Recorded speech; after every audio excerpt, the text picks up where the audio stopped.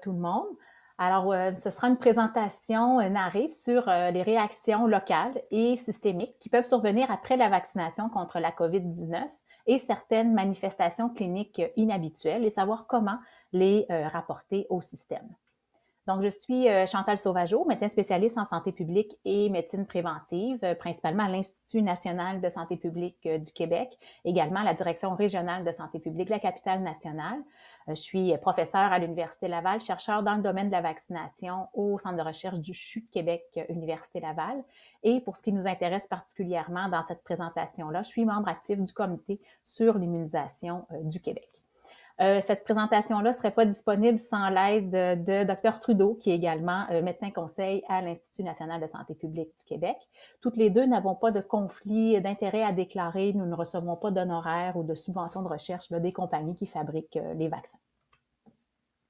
Cette capsule sur la vaccination contre la COVID-19 veut surtout permettre aux travailleurs de la santé, en particulier aux vaccinateurs, de décrire les réactions qui sont attendues après la vaccination contre la COVID-19, de savoir expliquer et aussi participer activement à la surveillance des manifestations cliniques inhabituelles après la vaccination, de pouvoir répondre aux questions de leurs patients et aussi de leurs collègues, et de connaître les différents outils disponibles pour trouver davantage d'informations s'ils le souhaitent. Donc, on rappelle les différentes réactions locales ou systémiques qui peuvent survenir après la vaccination contre la COVID-19 qu'on a identifiées dans les essais cliniques des compagnies. Donc, les réactions les plus souvent rapportées sont la douleur au site d'injection, un petit peu moins fréquemment avec le vaccin AstraZeneca ou Covishield, donc les vaccins à vecteurs viraux. Quand même la fatigue, à peu près dans la moitié des cas, quelques jours après la vaccination. Donc, les gens peuvent sentir une certaine fatigue ou des maux de tête. De façon quand même moins fréquente, peuvent avoir des douleurs musculaires, des frissons, des douleurs articulaires ou de la fièvre. Puis, plus rarement, mais un peu plus vu avec le vaccin de Moderna, certains peuvent avoir des adénopathies au niveau de l'aisselle du côté vacciné. Ces différentes réactions qu'on vient de décrire sont plus fréquentes chez les personnes de moins de 65 ans qui sont vaccinées. Les personnes plus âgées ont tendance à avoir des fréquences un peu plus faibles ou du côté inférieur des intervalles présentés dans la diapositive précédente. Ces différentes réactions, comme on dit attendues, de douleur, de maux de tête, sont souvent un peu plus fréquentes après la deuxième dose. Ça, c'est le cas pour les vaccins à ARN messager, donc de Pfizer ou de Moderna. Et on n'observe pas cette tendance-là, même souvent, c'est moins de réactions pour le vaccin à vecteur viral, là, AstraZeneca ou Covishield. Donc, c'est davantage la première dose pour ce vaccin-là qui peut entraîner des réactions locales ou systémiques. Et comme on a vu, même souvent un peu de moins grande ampleur que ce qui est vu avec les vaccins à ARN messager. La bonne nouvelle, c'est qu'en général, ces réactions sont d'intensité légère à modérée et disparaissent en quelques jours. L'expérience avec les vaccins COVID-19 à ARN messager montre que très peu de personnes vaccinées ont des symptômes là, qui sont suffisants pour empêcher leur activité ou de se rendre au travail pendant les jours qui suivent leur première dose. Donc ça, c'était les données essentiellement des essais cliniques. Puis, on poursuit avec les observations sur le terrain. Donc, il y a eu une observation de certaines réactions locales, donc de douleur ou d'édème au niveau du site d'injection qui peut survenir de façon un petit peu plus surprenante que ce qu'on peut s'attendre plus 7 jours, 8 jours après le vaccin Moderna. Ces cas-là demeurent légers à modérés, mais dans le fond, peuvent ne pas avoir ou avoir eu quelques symptômes la journée suivant la vaccination ou deux, mais avoir donc ces réactions locales 7 à 8 jours après leur première dose de vaccination. Et donc, ça peut, oui, être associé à la vaccination, ne pas se surprendre. Donc, on peut informer les patients que ça peut survenir. Une fois qu'on le sait, souvent, on s'inquiète moins.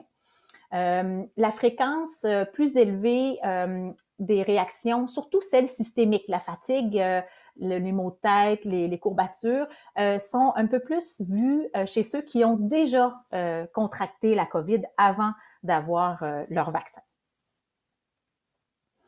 Juste à titre de rappel, donc la norme de pratique au Québec, c'est le protocole d'immunisation du Québec et toutes les informations par rapport à ce qu'on décrit ici sont bien détaillées par type de vaccin. Donc ici, l'idée n'est pas de retenir tous ces chiffres, mais bien juste de vous mentionner que cette information est disponible au PIC en détail et je prends quand même quelques secondes pour vous décrire la différence entre, par exemple, la première colonne, si on prend au niveau des céphalées, donc des maux de tête, on a observé chez les gens qui ont reçu leur première dose de vaccin, environ 42 qui ont fait de la céphalée, mais dans les essais cliniques, dans les groupes qui avaient reçu pourtant uniquement un placebo, un salin, il y avait quand même 34 qui s'étaient plaints dans les jours suivant leur injection de maux de tête. Donc, ça doit représenter la fréquence plus de base des maux de tête. Et donc, la troisième colonne est ici le risque attribuable au vaccin ou la différence, dans le fond, quand on soustrait ce qui est aussi observé dans le groupe témoin, qui n'ont pas eu de substance active du tout associée au vaccin,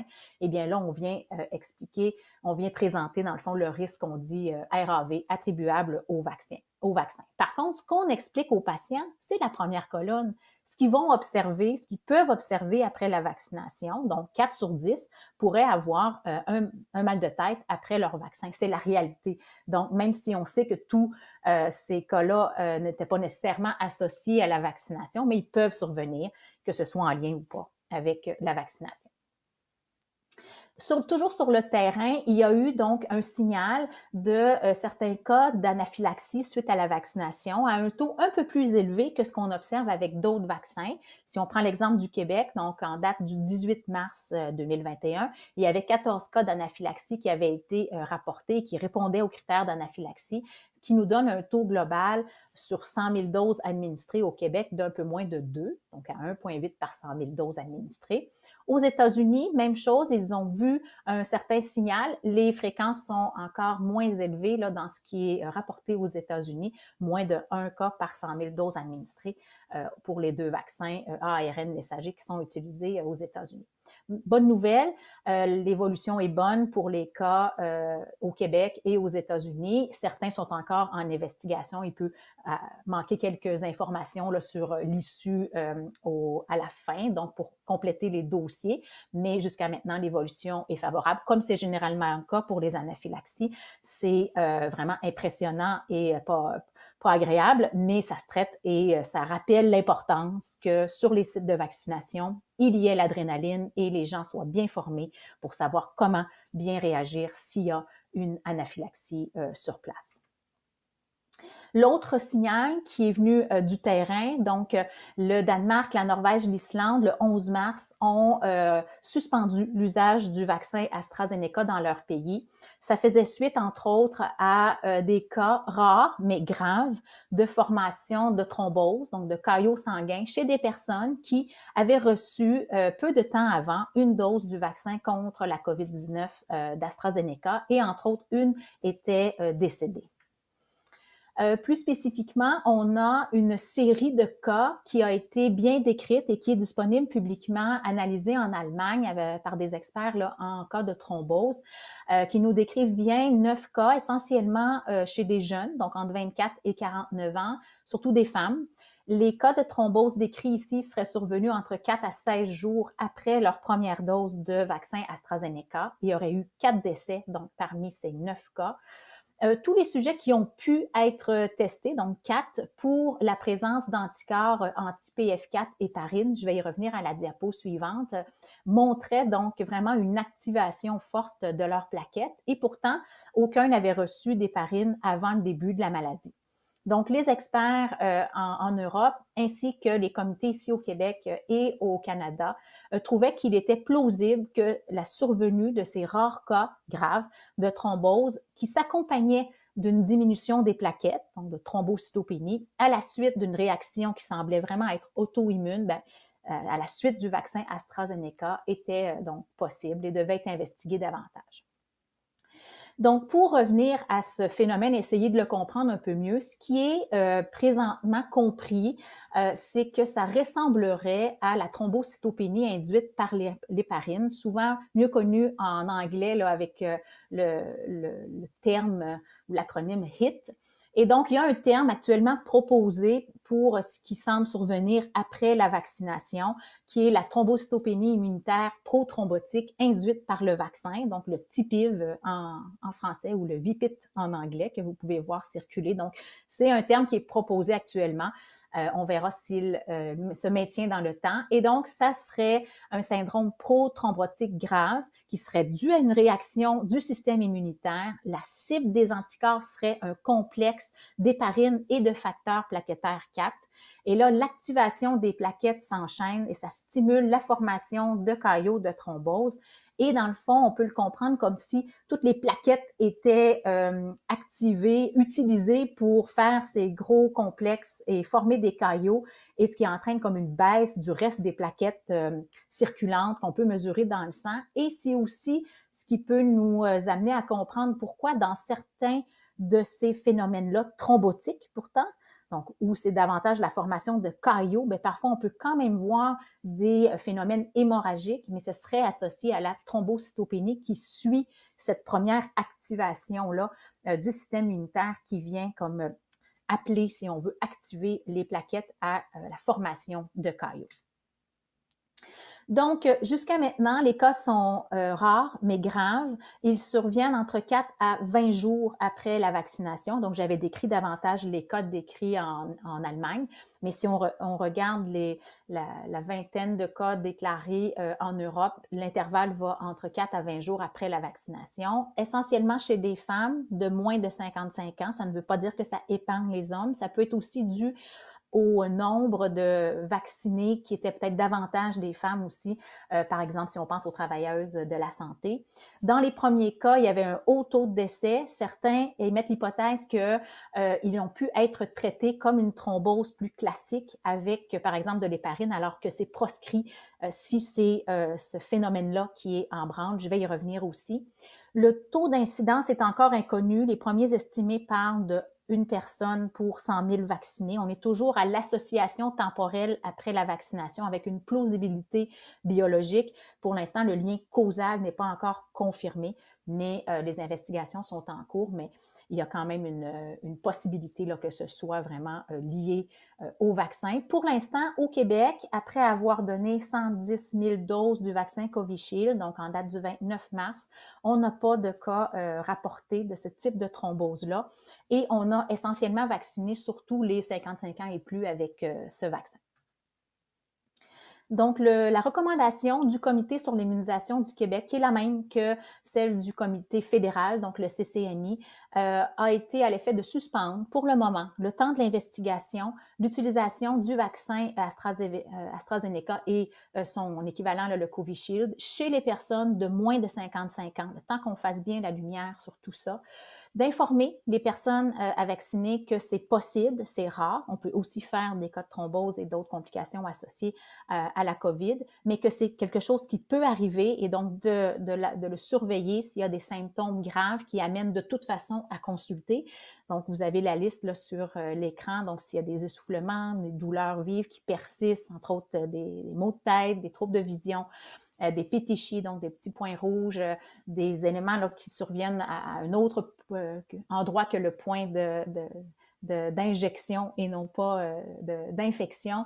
Alors, ces personnes-là donc doivent être bien informées et aussi, il y a eu des informations aux cliniciens qui ont été distribuées assez de façon détaillée et rapidement, donc déjà depuis le début de la semaine, là, on est à la fin mars, qui rappelle aux cliniciens de poser la question sur la vaccination, comme ils doivent toujours le faire, à la fois pour recommander s'il y a des vaccins qui manquent ou aussi pour pouvoir avoir en tête est-ce que ça pourrait être associé à la vaccination, la raison de consultation. Et donc, rappelait aux professionnels de la santé d'y penser, particulièrement dans les jours suivant une dose de vaccin Covishield ou AstraZeneca, et que si on suspecte ce syndrome-là, il y a des tests à réaliser et surtout de ne pas utiliser l'héparine ni la transfusion de plaquettes. Dans ces cas-là, plutôt utiliser des anticoagulants oraux et l'usage d'immunoglobulines intraveineuses qui semble efficace dans les premiers cas décrits et aider à vraiment réduire la létalité associée à ces thromboses-là qui peuvent donc mieux évoluer que ce qui a été vu avec les premiers cas décrits si le bon traitement est utilisé. Comme partout ailleurs dans le monde, vraiment, cette situation-là est surveillée ici aussi au Québec de très près. Pour terminer, une fois les vaccins commercialisés, là, comment on s'assure de la sécurité? Et je vais vous parler plus spécifiquement du programme ici au Québec. Donc, deux types de surveillance. La surveillance qu'on appelle passive, qui est en place depuis les années 90 ici au Québec, là, connue sous le programme Esprit, donc qui est dépendant des déclarations des professionnels de la santé pour pouvoir suivre ce qui se passe après la vaccination. Donc, tous les professionnels sont tenus normalement de déclarer, on va le voir à la diapositive suivante, et ça permet ces systèmes-là de détecter des effets plus rares qui ne peuvent ne pas avoir été vus dans les essais cliniques, même si, comme on a vu pour la COVID, les essais cliniques peuvent avoir 40 000 et plus participants. Ça peut ne pas être suffisant pour voir un effet rare qui surviendrait à 1 sur 100 000 ou 1 sur 1 million. Dans le contexte de nouveaux programmes, et c'est le cas pour la COVID-19, donc depuis janvier, il y a aussi un programme de surveillance active qui est ajouté. Certains d'entre vous ont peut-être reçu un courriel les invitant, une semaine après la vaccination, à décrire leurs symptômes, les éléments qu'ils ont pu avoir après leur vaccination. Donc, s'ils ont été, par exemple, hospitalisés, ils peuvent avoir une investigation ou un appel, par exemple, d'une infirmière qui va aller tenter de comprendre encore plus ce qui est survenu. Et donc, on n'attend pas les déclarations, on va les chercher pour bien savoir ce qui survient après la vaccination. Ces personnes-là auront aussi une invitation après leur deuxième dose et également un suivi 6 mois après les 2 doses. Et donc, tout signal qui peut être détecté par ces deux systèmes de surveillance font l'objet d'une investigation supplémentaire lorsque c'est jugé nécessaire, pertinent. Alors justement, tout professionnel de la santé qui peut évaluer la condition de santé, donc ça inclut les infirmières, les pharmaciens, les médecins et plusieurs autres professionnels de la santé, sont tenus de déclarer à leur direction de santé publique les manifestations cliniques inhabituelles qu'ils observent. Et donc, ils sont invités à compléter le formulaire de déclaration qui est en ligne. Et les directions de santé publique vont analyser les signalements, peuvent aussi aider les personnes, par exemple, à savoir est-ce que la personne peut recevoir une autre dose de ce même produit selon ce qui est arrivé après sa première dose et bien sûr peuvent inscrire les événements au registre de vaccination. Et donc, c'est vraiment important de les signaler, les rapporter, les cas et tout ce qui est connu, attendu. C'est pour ça qu'au début de la présentation, on a commencé avec ça. Bien sûr, si la personne a mal au bras, c'est attendu. Mais si la personne a quelque chose d'inhabituel ou de plus gros ou de plus grave, qu'on n'a pas d'autres diagnostics clairs, déclarez, s'il vous plaît.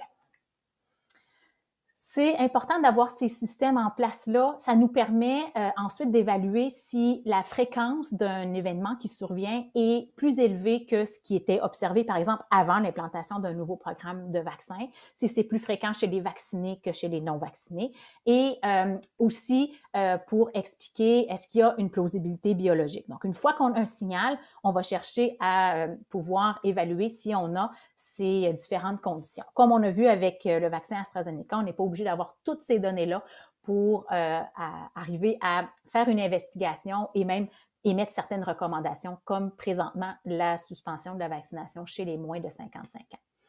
Et tout simplement aussi pour bien rappeler que ces systèmes de surveillance-là permettent rarement de conclure d'emblée à une causalité. Vous le voyez ici, il y a quand même un signal où on a un nombre plus élevé parce que c'est quand même des conditions rares, des thromboses de ce type-là. On a un mécanisme de plausibilité et donc c'est suffisant, même si on n'a pas encore tous les chiffres pour dire « Oh, c'est quoi l'incidence précise, de combien c'est supérieur à ce qu'on s'attend chez les non-vaccinés. » Donc, ces systèmes-là permettent vraiment d'amener des signaux d'alarme, de déclencher des études plus approfondies et ensuite de pouvoir conclure ou pas à une causalité.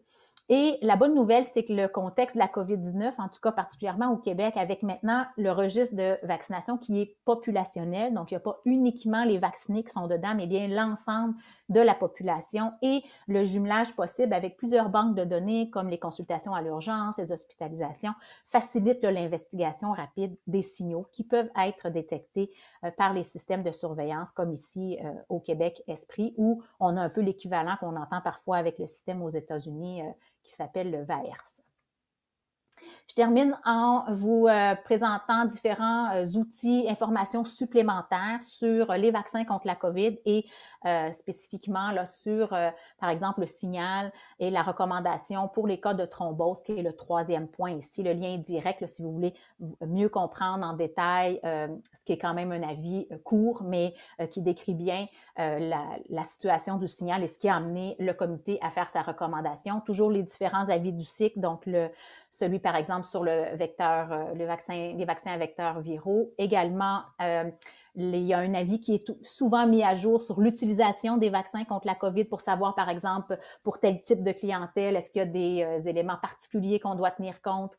Alors, on vous invite à consulter cet avis-là. Toujours aussi le protocole d'immunisation du Québec, qui est lui aussi mis à jour presque aux semaines par les temps qui courent. Le question-réponse du ministère de la Santé, qui va un peu plus loin que le protocole d'immunisation pour répondre lui aussi à certaines situations plus particulières.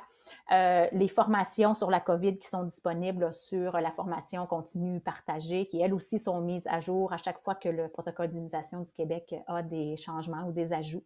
Et récemment, donc, la directive qui est descendue du ministère de la Santé qui explique bien aux cliniciens, je n'ai pas rentré dans le détail aujourd'hui, mais vraiment, je vous invite à regarder, à lire attentivement cette directive qui explique bien quel type de test faire si on suspecte ces cas de thrombose et surtout les bons traitements à mettre de l'avant et surtout ceux à ne pas mettre de l'avant, entre autres l'héparine, certainement proscrite. Alors, je voulais terminer en remerciant mes collègues de l'INSPQ qui ont permis, en plus de Dr Trudeau, la création de cette présentation. Et je vous remercie pour votre attention.